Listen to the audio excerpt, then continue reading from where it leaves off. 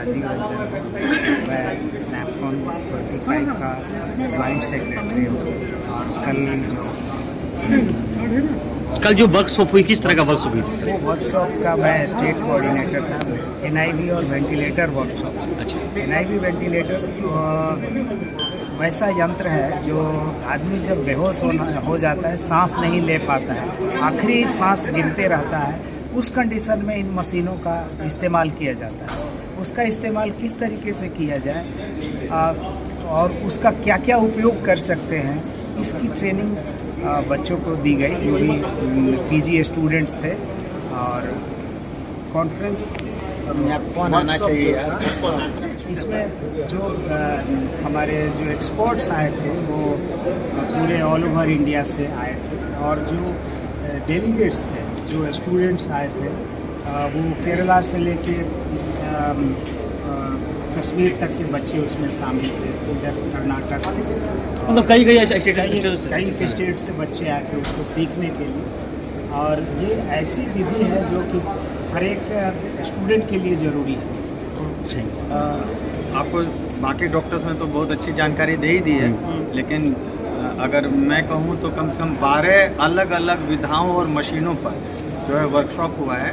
और सर्वश्रेष्ठ जो संस्थान है पटना में, IGMS, AIIMS, PMCH, फिर जो सर्वश्रेष्ठ हॉस्पिटल्स हैं मेदांता, पारस, रूबन, ये सब जगह पे जो है, ये साथ में ज्ञान भवन में, सब जगह मिला के हमारा 12 वर्कशॉप हुआ है।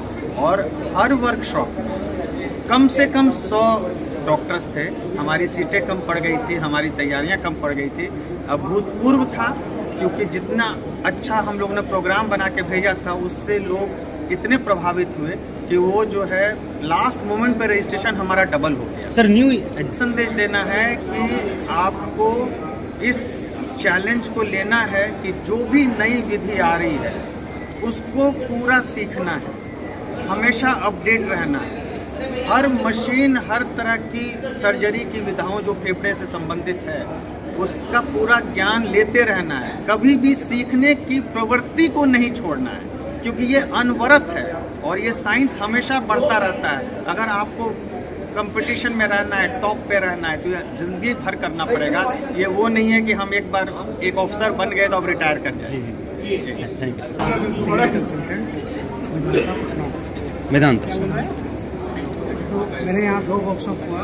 एक पुलिस सोनोग्राफी, जिसको स्लीप स्टडी बोला जाता है आम भाषा में, और दूसरा वर्कशॉप था इक्मो एंड लंग ट्रांसप्लांटेशन। तो इक्मो एंड लंग ट्रांसप्लांटेशन का मतलब हुआ, जैसे सर ने बताया कि जब पेशेंट की सांसें बंद हो जाती है तो वेंटिलेटर का यूज़ करते हैं। और इक्मो का यूज़ जब होता है जब वेंटिलेटर भी काम नहीं करता, जब वेंटिलेटर भी काम नहीं रहा, कोई ऑप्शन नहीं है, तब इक्मो मशीन के द्वारा एक विधि होती है, मशीन के द्वारा, जिसमें हार्ट को और लंग्स को जिंदा रखा जाता है उस मशीन के द्वारा। और उस हमें टाइम पीरियड मिल जाता है कि हम आदमी को जिंदा रख सकें, इंसान को, और साथ में उसका ट्रीटमेंट कर सकें। बाय द टाइम ट्रीटमेंट करें, टाइम टेबल मतलब चलते हैं। मैक्सिमम 627 डेज का एक केस था, जिसमें हम लोग इक्को पे रखा गया था, नंबर 1 केस था।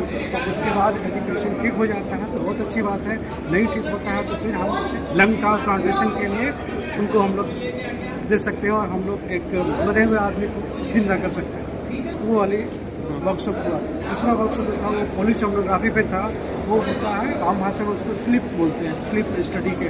तो ये पोलिस सोनोग्राफी जो मेदांता में जो ये लैब है हमारा, वो पूरे बिहार झारखंड में कहीं नहीं है। और नैपकॉन की तरफ से जो ये पोलिस सोनोग्राफी का वर्कशॉप हुआ, इसमें खराटे के बारे में जानकारी दी गई। खराटा क्या होता है? खराटे लेने वाले को एक बीमारी होती है जिसको बोलते हैं ऑब्स्ट्रक्टिव स्लीप एपनिया। लोगों को लगता है खराटा कोई नॉर्मल चीज़ है, लोगों को अवेयरनेस नहीं है इसमें। तो खराटा में आदमी अचानक कुछ देर के लिए सांसें बंद हो जाती है, ऑक्सीजन की कमी हो जाती है, और वो आदमी की देहांत भी हो सकता है उस पीरियड में। और इसका ट्रीटमेंट है, इसके लिए हम लोग एक मशीन से टेस्ट करते हैं कि उनका कहाँ तक मतलब कितना सिविरिटी है उनका। उसके बाद हम लोग उनका ट्रीटमेंट करते हैं। उसमें 2 तरह का ट्रीटमेंट होती है। एक और हमारे पीजी स्टूडेंट जो बताएं सर कि कश्मीर से लेकर के कन्याकुमारी तक के स्टूडेंट्स आए थे और डेलीगेट्स आए थे। सबको जानकारी दी गई कि नई नई विधि के द्वारा क्या क्या किया जा सकता है और हम लोग कैसे मानव जीवन को रक्षा कर सकते हैं।